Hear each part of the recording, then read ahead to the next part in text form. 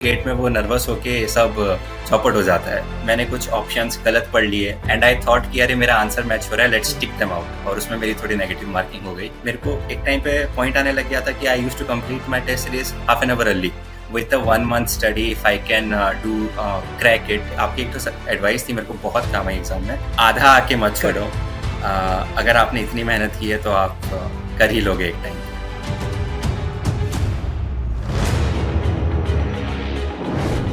नमस्कार दोस्तों, knowledge gate पे एक और नया सेशन लेके आज आपके पास हाजिर हैं।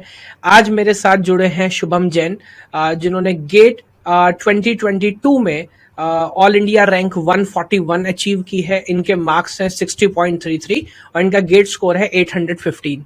तो जैसा इस सीरीज ऑफ वीडियोस में हम करने की कोशिश कर रहे हैं कि जो ऑलरेडी जो लोग फाइटर्स हैं, जिन लोगों ने अपने आप को प्रूव किया है विद देयर हार्ड वर्क, उनके इस जर्नी में क्या क्या मुश्किल आई होंगी, क्या क्या प्रॉब्लम्स हर्डल्स थे, उन्होंने कैसे उन सब चीजों को मैनेज किया, वो उन्हीं के मुंह से जानते हैं। और इससे ऑब्वियसली बहुत सारे लोग आप में से जो ऑलरेडी प्रिपरेशन करने के बारे में सोच रहे होंगे, कुछ लोग प्रिपरेशन स्टार्ट भी कर रहे होंगे, कुछ अपने प्रिपरेशन में हाई फेज में होंगे, लो फेज में होंगे, उन सबको बहुत कुछ सीखने की और जानने की यहाँ पर उनको हेल्प मिलेगी। So Shubham, let me again welcome you. Thank you so much for giving your time.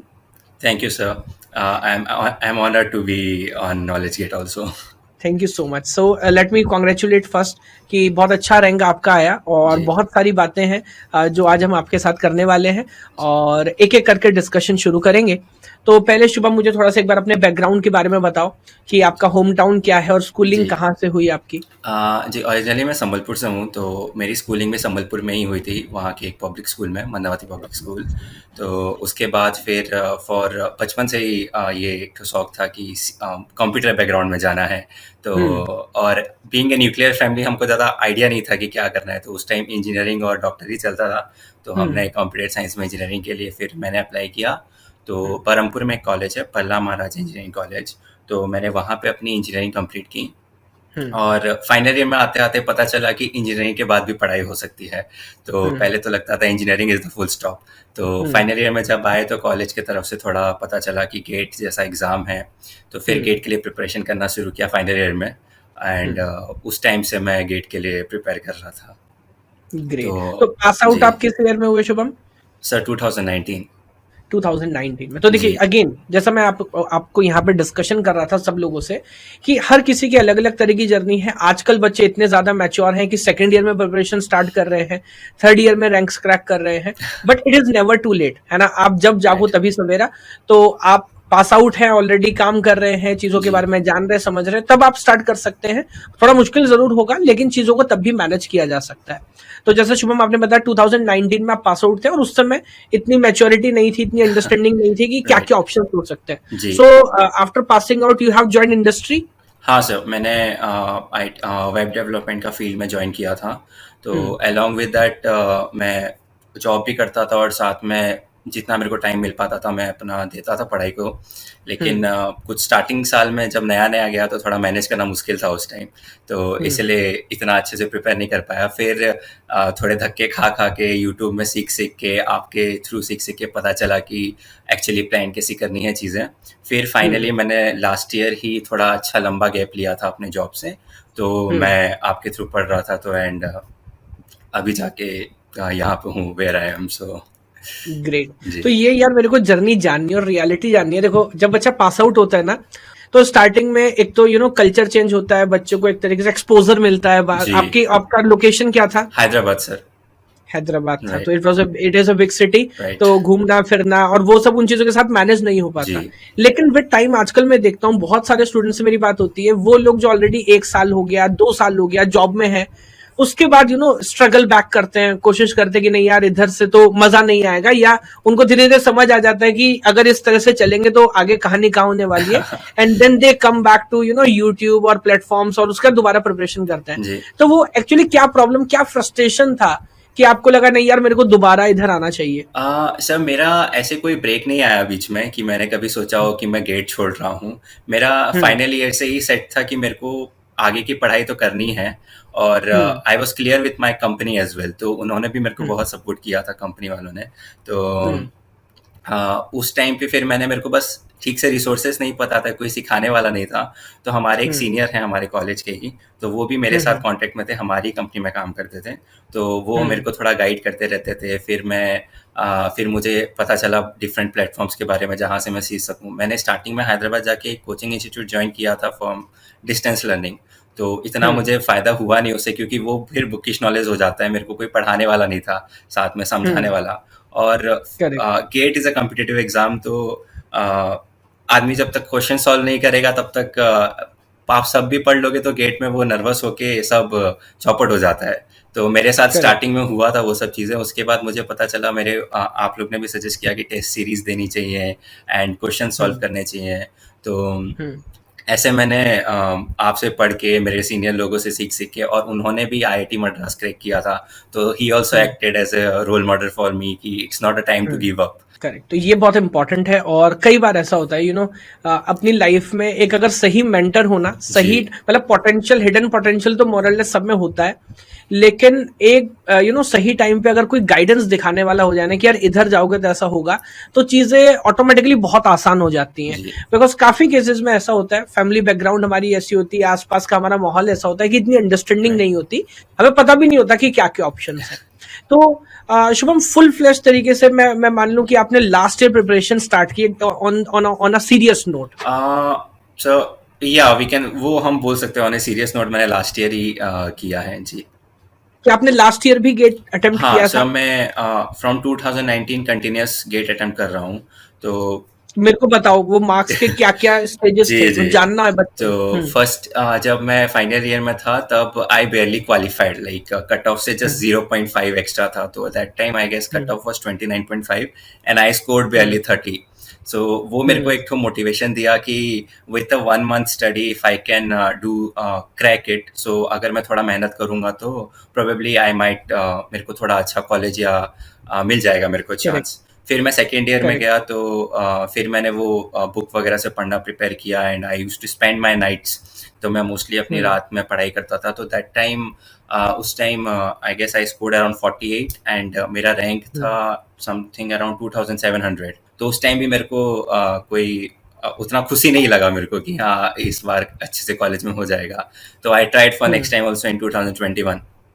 Eight that hmm time वो एमएसक्यू वाला नया पैटर्न आ गया था, so which I hmm was hmm not ready at all. तो उसके वजह से हम्म मेरा स्कोर थोड़ा कम हो गया एंड फिर my rank went down to around 5000 और something. And this time I was completely prepared for, and you also like helped me a lot to prepare MSQ and stuff. So this time it was good enough, और मेरे पास sufficient time था। मैं again सब लोग को याद दिला रहा हूँ, होता क्या है ना, मूवीज में हमको ऐसा लगता है कि तब तक सब बेकार था, रात में पढ़ना शुरू किया और एक साल के अंदर हो गया, but there you see the ups and downs. पहले क्वालिफाई किया, देन मोटिवेशन मिला कि नहीं यार पोटेंशियल है, इतना भी मुश्किल नहीं है जितना शायद लोग आमतौर जी। पे बोलते हैं। देन नंबर बेटर आए, अगले साल प्रिपेयर करके और खराब हो गए। तो मेरे ख्याल से बहुत सारे स्टूडेंट ऐसे होते हैं ना जो वहां छोड़ देते हैं कि नहीं यार this is not my cup of tea और ये खत्म हो गया। But then again you came back, you fight it down and इस बार आपने इतना अच्छा स्कोर जी। किया। अब मुझे प्रिपरेशन के बारे में बताइए, लास्ट ईयर प्रिपरेशन जो जी। जिसकी वजह से इस बार आप रैंक लेके आए, किस ऑर्डर में आपने सब्जेक्ट्स पढ़ने स्टार्ट किए, मोड ऑफ प्रिपरेशन क्या था, किस तरह से आपने चीजों को जी, आगे लिया? तो मोड ऑफ प्रिपरेशन तो जनरली ऑनलाइन ही था। तो मैंने हम्म जितने लास्ट सालों में नोट्स बना के रखे थे वो तो मेरे पास ऑलरेडी कंपाइल्ड ही थे। लेकिन कुछ-कुछ हम्म सब्जेक्ट्स, मैं सब्जेक्ट्स नहीं बोलूँगा, मैं टॉपिक्स बोलूँगा, mostly hmm from computer hmm networks and COA. कुछ-कुछ ऐसे टॉपिक हैं जो हम्म समझ में नहीं आते थे। जैसे मैं हम्म एग्ज़ाम्पल ले लूँ अगर सीओए का, तो उसमें ये एड्रेसिंग मोड्स वगैरह में बहुत कन्फ्यूज़न होता था। पाइपलाइनिंग में हम्म ब्रांचिंग वगैरह, तो बहुत सारे ऐसे टॉपिक्स थे हम्म जो मेरे को लगता था कि आई एम देयर वीक। तो आई स्टार्टेड विद हम्म दो सब्जेक्ट्स ओनली, कि मुझे जिन सब्जेक्ट्स में ज़्यादा हम्म टॉपिक्स में वीकनेस है, तो I started from hmm that. उसके बाद मैंने हम्म उनको अच्छा टाइम लेके पढ़ा है। मैंने हम्म उनका सिलेबस खत्म किया, उनका रिवीजन किया। उसके बाद then I moved on to other subjects कि मैं उनका पूरा सिलेबस खत्म करूं और रिवीजन करूं। तो मेरा प्लानिंग बेसिकली था कि पहले मैं सिलेबस खत्म कर लूं, फिर 1 round of revision and then I will move on to previous year questions और टेस्ट सीरीज। तो प्रीवियस ईयर क्वेश्चंस का क्या है, वो तो मैं 3 साल से प्रिपेयर करते रहा हूँ, तो बहुत सारे याद रह जाते हैं कि ये क्वेश्चन है तो इसका ये हम्म आंसर होगा, तो उसमें वो पता मज़ा नहीं आंसर आता भी था। याद है। हाँ, मज़ा नहीं आता था हम्म उसमें। तो इसलिए टेस्ट सीरीज ने बहुत हेल्प की है उस चीज़ को हम्म इम्प्रोवाइज़ करने के लिए पता चल जाता था कि कहाँ पे वीक रह गए हैं और कौन से टॉपिक में थोड़ी हुँ। ज़्यादा मेहनत करने की ज़रूरत है, तो that is how my preparation plan was. Correct. तो अभी लास्ट ईयर आप लगभग डेली कितना टाइम दे रहे थे शुभम प्रिपरेशन सर के लिए? मोस्टली आपके लेक्चर्स देखने के लिए तो मैं लाइक आपका ही सजेशन से मैंने उनको 2x स्पीड पे मैं देखता था। तो जो हुँ, जो मेरे को इंपॉर्टेंट पॉइंट लगते थे वो मैं नोट डाउन कर लेता था।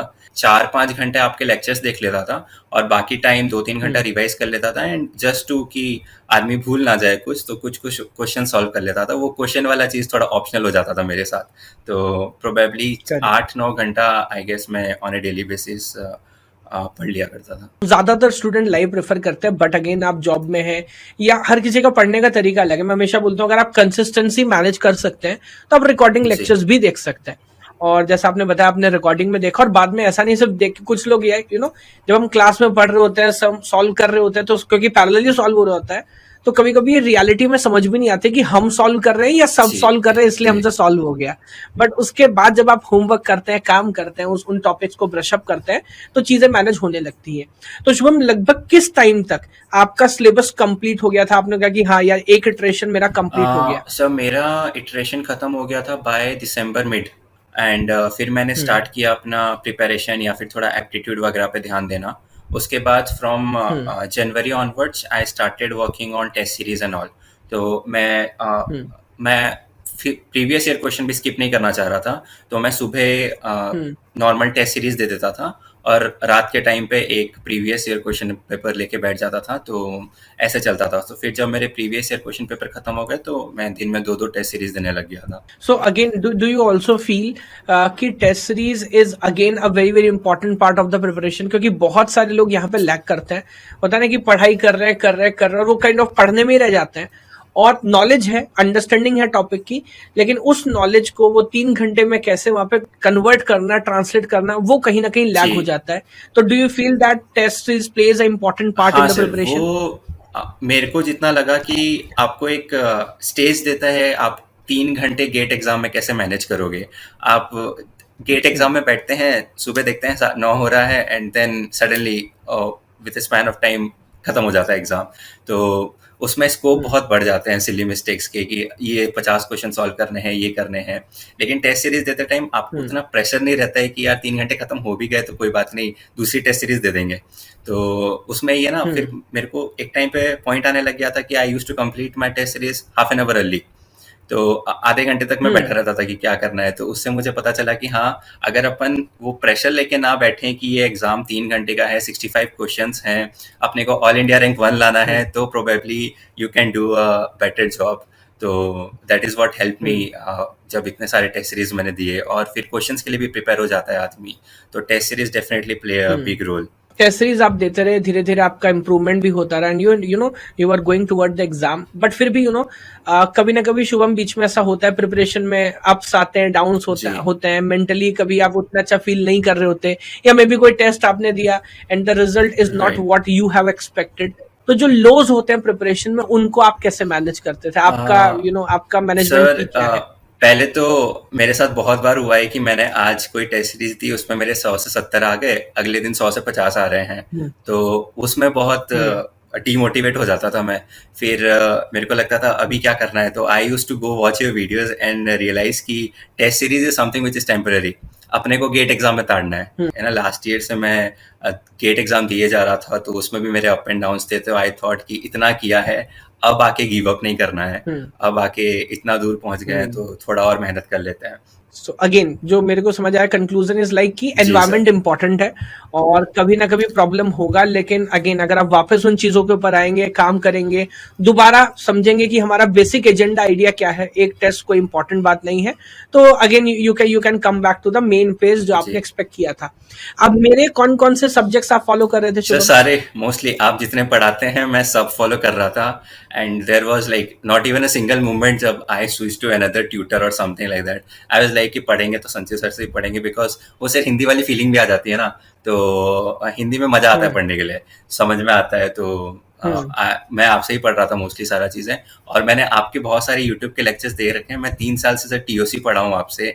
मेरे को अभी तक याद है आपका पहला लेक्चर, हम्म और मेरे को अभी तक वो मेरे दिमाग में है। So that gave me a huge impression कि पढ़ना है तो संजय सर से ही पढ़ना है। Thank you so much. कोई कोई फीडबैक मेरे लिए आ, जो आपको लगता हो मेरे को किधर इम्प्रूव नहीं करने सर, की ज़रूरत है? जब से मैंने अनअकैडमी प्लस लिया ना, तब से मेरे को लगा नहीं कि आपको लाइक ना कोई मेरे मैं उतना कैपेबल नहीं हूँ कि मैं आपको फीडबैक दे सकूँ। फर्स्ट ऑफ ऑल, पहले आपके यूट्यूब वीडियोस में thank it was more like always content. तो बट जब से मैंने आपके हुँ, अनअकैडमी के लेक्चर्स देखना शुरू किया, आई रियलाइज कि no, it's not always content. आप क्लास को हुँ, इंटरेक्टिव भी बना के रखते हैं, there are jokes and also it feels कि हम पढ़ नहीं रहे हैं, मजा आ रहा है पढ़ने में। तो it didn't feel like pressurise कि हाँ करना है यार, पढ़ाई ही तो है। तो ऐसा मजा ऐसा नहीं लगता था, लाइक मजा आ रहा है करने में। तो वो एक तो अच्छी चीज है sir. Great, great. Thank you so much. But हाँ, इससे मुझे एक और बात याद आया, ये तो जी सर। टेक्निकल सब्जेक्ट्स की बात हो गई, 10 सब्जेक्ट मैंने पढ़ा है। अब अगेन अगेन एक पोर्शन आता है ना सर, जी मैथ्स, एप्टी, रीजनिंग, उसको उसका आपका क्या स्ट्रेटेजी था? आपने सर, कैसे एप्टी मैनेज तो किया? लाइक इंजीनियरिंग में मेरे को लगता था हमने बहुत सारे एप्टीट्यूड एग्जाम दिए हैं, तो वहाँ से हुँ, थोड़ा आने लग हुँ, गया। एंड यूट्यूब के लेक्चर्स कुछ कुछ फॉर्मूलाज बता देते थे। एंड फिर हुँ, मैंने ये नोटिस किया कि अपन बहुत सारी चीज़ें ना पढ़ रहे होते हैं, अपने को फॉर्मूला पता होता है लेकिन रीज़न नहीं पता होता उसका। तो when we go to that reason hmm, कि हाँ ये चीज़ ऐसे होती है, तो एप्टी में भी वो चीज़ ना नॉर्मल लगने लग जाती है फिर। जैसे मैं अगर सपोज कर लूँ, लोगों हुँ, को मेरे को पहले बहुत डर लगता था क्लॉक एंड वो वाले टॉपिक से कि यार कैलेंडर वैलेंडर समझ में नहीं आ रहा है, कुछ अंडरस्टैंडिंग अच्छा, नहीं है। हुँ, फिर हुँ, जब पता चला कि hmm, these are simple normal general things हैं, तो अगर आप थोड़ा अपना common hmm, sense of mind भी लगाओगे तो you will be able to figure that out. It's not like कि सारे एप्टीट्यूड कम होते हैं। मेरा इस बार एप्टीट्यूड में performance was very horrible, was two मैं 3 क्वेश्चंस गलत करके आया हूँ एप्टीट्यूड में। तो बट मेरे को जितना लगा, hmm, if you have normal common sense, you will be able to crack gate aptitude. And coming to maths, sir, correct, the only thing I find difficult is probability. But वो जब लोग हुँ, आदमी पढ़ाता है कोई, तो इट फील्स लाइक कि probability is a big deal. बहुत कॉम्प्लेक्स क्वेश्चंस, हुँ, यहाँ से ये निकालो वहाँ से वो निकालो, लेकिन गेट में उतना नहीं है। गेट में सिंपल आता है एक क्वेश्चन कि ये सब आपको दिया गया है, multiply them and um, solve it. And that is what GATE um, is. So math और एप्टीट्यूड में लोग थोड़ा हाइप दे देते हैं मेरे को लगता है, बट वो इतना हाइप देने का जरूरत नहीं है उनको। It's my personal view, but correct. और स्पेशली मैं यहाँ पे ऐड करना चाहूंगा कि एप्टी और मैथमेटिक्स, इवन जो मैथमेटिक्स का खासकर सेक्शन है, वो जी सीएसआईटी वालों का अलग है। तो हमारे क्वेश्चंस अलग होते हैं। तो अगेन कभी कभी होता है अपन प्रीवियस ईयर क्वेश्चन देखते हैं, तो जी हम कोर ब्रांचेस के क्वेश्चन देख रहे होते हैं, उनका इवन प्रोबेबिलिटी जी या मैथ्स नेक्स्ट लेवल का होता है। बट हमारे वाले क्वेश्चंस, बिकॉज ऑब्वियसली सीएसआईटी वाले बच्चे 4 साल जी से टच में नहीं होते हैं कोर मैथमेटिक्स के, we mostly concentrate on discrete. तो रिलेटिवली हमारा पेपर भी आसान होता है। तो अगर उस पर थोड़ा सा हसल किया जाए, तो मैं नहीं बोलूंगा पूरे में से पूरे, बट दो जी तीन क्वेश्चन गड़बड़ करके भी जी अच्छा स्कोर वहां से जी किया सर, जा सकता है। एक चीज यहाँ पे फेयर है मैं ना? पॉइंट आउट करना चाहूंगा। इस हम्म, बार एक क्वेश्चन आया था लिमिट का। अगर कोई बच्चा पहली बार उसको हाँ, हाँ, देखे तो डर जाएगा कि यार ये कैसे सॉल्व करे लिमिट की। बट अगर थोड़ा बहुत बेसिक्स पढ़ के गया हो तो हम्म, पता चलेगा वो तो 2 मिनट का सॉल्व, 1 मिनट में भी सॉल्व हो जाएगा वो क्वेश्चन। हाँ। जी तो बेसिक्स भी अगर आपके क्लियर होंगे किसी टॉपिक के, देन लाइक आप हो फ्रेम हाँ के अंदर जी अगर जी मैनेज करोगे तो जी हो सकता है सॉल्व हो जाए। ठीक है। तो ये तो शुभम बात हुई प्रिपरेशन की। अब बात करता हूँ उन 3 घंटों की। बिकॉज हर बार ऐसा होता है ना कि right get will surprise you. एक टॉपिक में नहीं तो दूसरे में, दूसरे में नहीं तो तीसरे में। और आपकी अच्छी बात है क्योंकि आप ऑलरेडी 3-4 बार एग्जाम लिख चुके हैं। और टेस्ट सीरीज कितनी भी लिखो, लेकिन जो वो रियल एग्जाम देने का जो लर्निंग है वो जी एग्जाम लिखने से ही आता है। तो मुझे बताओ, इस बार भी कुछ हुआ कि यार सोच के कुछ गए थे, वो जो प्लानिंग थी उसका इम्प्रोवाइजेशन कैसा हुआ? 3 घंटे में जर्नी ऊपर नीचे, वहां क्या सोच, वहां क्या विचार चल सर, रहा था पहला दिमाग तो में? मेरा विचार ये रहता है कि मेरे को एप्टीट्यूड बहुत मतलब लगता है कि आसान आता है गेट में। तो मैंने सोचा पहले मैं एप्टीट्यूड खत्म हम्म, कर लूंगा, और मेरा एक हार्ड रूल था कि hmm, I will not give more than 2 minutes to a question. तो अगर 2 मिनट में सॉल्व हो गया तो हो गया, हम्म, नहीं तो मेरे को दूसरे पे जाना ही जाना है। वरना फिर अपना बाकी हम्म, क्वेश्चन अगर आसान भी होंगे तो सॉल्व नहीं हो पाएंगे। तो मैंने एप्टीट्यूड के पहले कर दिए, तो करेक्ट, उसमें भी 3-4 पेंडिंग रह गए थे जो मैं नहीं कर पाया था इस बार। फिर I moved on to the actual subject. तो हम्म, एक्चुअल सब्जेक्ट में मेरा ऐसा मूवमेंट हम्म, लोग करते हैं वन बाय वन, ये वाला सॉल्व करेंगे नेक्स्ट सॉल्व करेंगे। सो हम्म, आई वाज लाइक, आपकी एक तो एडवाइस थी मेरे को बहुत काम आई एग्जाम में, कि जो दिख के सॉल्व हो रहा है हम्म, पहले वो कर दो। तो मैंने वो पढ़ लिए। और मेरा करेक्ट, एक तो चीज़ है, गेट में जितना बड़ा क्वेश्चन उतना आसानी से सॉल्व हो जाएगा। तो I use to do them first, कि हम्म, क्वेश्चन पढ़ लिया, पता है कुछ मल्टीप्लाई हम्म, करना है, जैसे फॉर एग्जांपल पाइपलाइनिंग के क्वेश्चंस आते हैं कुछ कुछ, बहुत बड़े-बड़े क्वेश्चंस आते हैं लेकिन आपको हम्म। सिंपल फ़ॉर्मूला लगाना है, आंसर आ जाएगा। तो वैसे तो मैंने वो सब ट्राई करेक्ट। किया था, लेकिन मेरे साथ थोड़ी सिली मिस्टेक्स हो गई। मैंने कुछ ऑप्शंस गलत पढ़ लिए, तो हैमिल्टनियन पाथ को मैंने हैमिल्टनियन सर्किट की तरह आंसर दे के आया मैं। तो थोड़े सिली मिस्टेक्स हुए, ओके। बट ओवरऑल मेरा जो मैं प्लान करके गया था गेट एग्जाम जैसे देना है, वैसे ही मैं दे के आया हूँ। एंड इवन लास्ट में मेरे 15 मिनट बचे हुए थे, तो उस टाइम पे मैंने थोड़े हम्म। एप्टीट्यूड क्वेश्चन कर लिए जो मेरे को आउट नहीं करने चाहिए थे। एंड आई थॉट कि अरे मेरा आंसर मैच हो रहा है, लेट्स टिक देम आउट, और उसमें मेरी थोड़ी नेगेटिव मार्किंग हो गई। ओके। तो बिकॉज माय स्कोर ये वेंट थोड़ा डाउन सा अ लिटिल बिट। कॉन्ट्राडिक्टरी है, बिकॉज ज्यादातर स्टूडेंट्स का इस बार लाइक कंप्लेन था एक तरह से कि पेपर वाज अ बिट लेंदी और काइंड ऑफ हम अटेम्प्ट नहीं कर पा रहे, but that is a very good understanding कि अगर आप मैनेज करें, और जैसा मैं क्लास में भी बोलता हूँ कि पूरा पेपर एक इटरेशन में सॉल्व करने की जरूरत नहीं है, एटलीस्ट हैव टू, और even if you want go for 3 iterations, और पहले सिर्फ उनको करो जो आसान देखने में लग रहा है, बिकॉज ऐसा ना हो कि एक मुश्किल क्वेश्चन आप करके आए लेकिन उसके बदले में 3 या 4 आसान क्वेश्चन आसान आपके छूट गया। छूट रहे जी। हो। So great. सो अभी पेपर हो गया, रिजल्ट भी आ गया, now now you are successful. अभी क्या प्लान है आगे का 6 मंथ्स का? विथ माय रैंक मैं जितना सुना हूँ कि लाइक प्रोबेबली आईआईटीज दिल्ली और मद्रास तो हो ही जाएगा, दैट इज हम्म। व्हाट। तो मेरा टारगेट तो आईआईटी बॉम्बे था, hmm. But I don't want to skip this chance, hmm. क्योंकि I have seen the downs of GATE, और अगली साल का प्रिपरेशन कैसा हो I don't know. So I correct. Will take that chance, and वो फिर वही आईआईटी में एमटेक के बाद एमटेक करने का प्लान है इस साल। बहुत अच्छा, बहुत अच्छा। सो आई जी। Wish you again all the very best, because thank you sir. Like बहुत सारे लोग होते हैं फर्स्ट अटेम्प्ट में अचीव कर लेते हैं, बट इस ये जो रिजल्ट है इसका जो रियल पेन है आपने वो महसूस किया है ये 3-4 जी। साल की जर्नी में, और घाट घाट का पानी जैसे कहते हैं ना पी रखा है, आपने इंडस्ट्री को ऑलरेडी देख लिया है, वहाँ के जी। क्या अप्स एंड डाउन्स हैं। तो आई होप कि ये जो अपॉर्चुनिटी अब आपको मिलेगी इसको बहुत अच्छे से आप एनकैश भी कर पाएंगे। यहाँ पर जी। अगेन मैं एक बार दोबारा याद दिला दूं सभी लोग को जो लोग वीडियो देख रहे हैं, अगर आप भी ऐसे हैं जिसका इस साल गेट में बहुत अच्छा रैंक आया है, तो यहाँ पर नीचे डिस्क्रिप्शन में आपको फॉर्म मिलेगा, गूगल फॉर्म का लिंक मिलेगा, और या व्हाट्सएप पे आप हमें पिंग कर सकते हैं। तो please do that, because like Shubham, if you want to share your experience, तो आपके जो जूनियर्स हैं, है ना, जो लोग जो कंफ्यूजन आज आपको पहले हुआ करते थे लेकिन अभी सॉल्व हो गए, अगेन वो पूरी साइकिल किसी और के लिए रिपीट हो रही होगी, तो आपकी जर्नी, आपकी स्टोरी से बहुत सारे लोग इंप्रूव कर सकते हैं, सीख सकते हैं। तो मेरे ख्याल से एक बहुत अच्छा मौका है। और अगेन शुभम, आपसे बोलना चाहूंगा ऑल द वेरी बेस्ट। इसी थैंक तरह यू से सर। आगे काम करते रहिएगा, हमारे साथ जुड़े रहिए, जी। और जी। इवन बाकी बच्चों से बोलूंगा जो भी डाउट, जो भी कंफ्यूजन आपको है, जिस भी तरह का कंटेंट आप मेरी और मेरी टीम से चाहते हैं, वो कमेंट करके लिखिए, मुझे बताइए। अब देखिए, यू नेवर नो कि 3 साल पहले से आप हमसे जुड़े हुए थे यूट्यूब के माध्यम से, फिर अनअकैडमी पर भी आपने सारा का सारा कंटेंट देखा, तो हम कोशिश यही करते हैं कि एक बच्चा भी, अगर एक वीडियो किसी एक बच्चे की भी काम आ रही है, अगर उसकी लाइफ चेंज हो पा रही है, तो इस प्रयास को मैं करता हूँ, उस काम को करता हूँ। कमेंट करेंगे तो मैं हर एक कमेंट को इंपॉर्टेंट तरीके से पढ़ रहा होता हूँ, और I am taking the feedback कि आगे मैं कैसे ऊपर काम करूँ। शुभम, अगेन सेशन क्लोज करने से पहले कोई फाइनल एडवाइस, कोई एक इंपॉर्टेंट कंक्लूजन जो आप अपने जूनियर्स को देना चाहेंगे? सो मेरा एक ही एडवाइस रहेगा कि do not give up half way. तो करेक्ट। आधा आके मत छोड़ो। अगर आपने इतनी मेहनत की है तो आप कर ही लोगे एक टाइम पे। और आपकी जर्नी से ये बात समझ भी आती हाँ, है। समझ में आती है जी। चलो चलो, thank you so much Shubham for joining this session. Thank you so and much again sir. बाकी सभी लोगों को बहुत बहुत प्यार। आने वाले टाइम के अंदर इस तरह की और वीडियोस मैं आपके लिए लेके आता रहूंगा। Bye bye.